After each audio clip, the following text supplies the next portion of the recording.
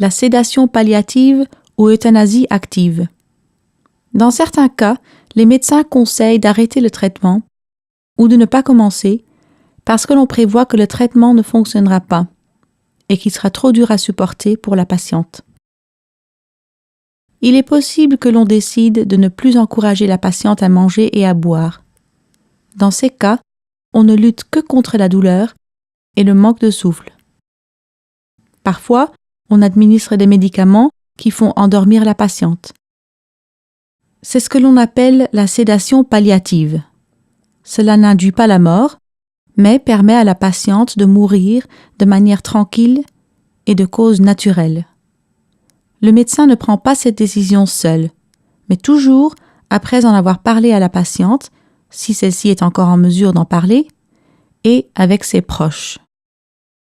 Dans le cas de l'euthanasie active, la patiente demande au médecin de mettre fin à sa vie, une mort douce qui correspond au choix de la patiente à un moment également choisi par elle-même.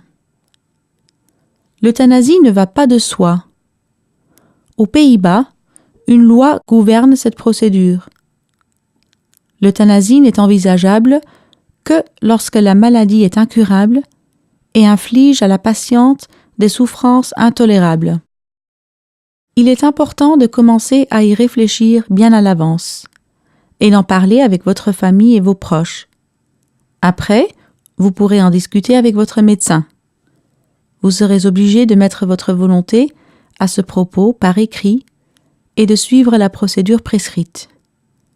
La procédure est compliquée. Vous trouverez davantage d'informations auprès de l'Association néerlandaise pour la mort volontaire. Allez sur le site nvve.nl.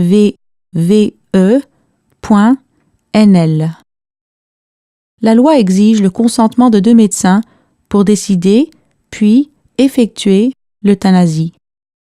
Jamais l'euthanasie ne peut avoir lieu sans que la patiente l'ait demandé de manière explicite.